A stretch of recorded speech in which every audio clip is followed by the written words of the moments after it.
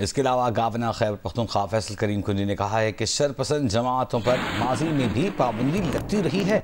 9 मई और फसाद करने वाले जमात हम फरोग इसको नहीं दे सकते। अगर पार्लियामान समझती है कि PTI पर पाबंदी लगनी चाहिए तो फिर लगेगी।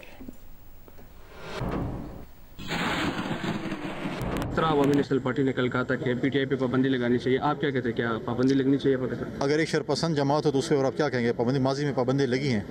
और अगर आप ये कहें कि जी माजी में हमने ऐसे लोगों पर पाबंदी लगाई जिन्होंने इस मुल्क में दंगे फसाद किए हैं, उसके स्टेट के ऊपर हमलावर हुए हैं, 9 मई की है, तो आप क्या कहते हैं उनको हम प्रमोट करें?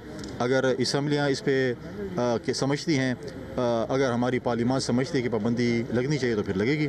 और बलूचिस्तान की असम्बली ने इस पर बाकायदा रेजोल्यूशन पास की और बाकी असम्बली भी शायद पास करेंगी।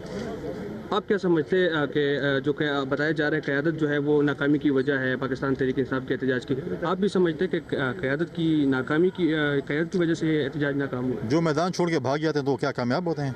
लाइटें बुझाकर मैदान छोड़कर वर्करों को छोड़कर और ख़ुद भाग गए हैं, तो उसके बाद बताएं ना कौन सी क़यादत पकड़ी गई है? सारे वर्कर पकड़े गए हैं। एक जो उनके गरीब वर्कर थे वो पकड़े गए। कौन सा लीडर, कौन सा MPA, कौन से मैंने, कौन सा जो है वो जुलूस लीड करने वाला पकड़ा गया है?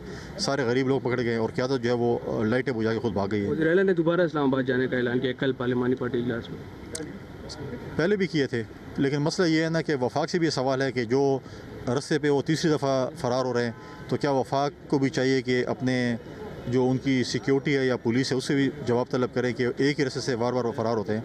तो वो तो सिर्फ आते हैं, हाथ लगाते फिर चले जाते हैं। पिछले उन्होंने हल्फ लिया था कि मैं उस वक्त तक घर नहीं आऊँगा जब तक मैं अपने बानी चेयरमैन को नहीं लेके आता, तो वापस तो आ गए।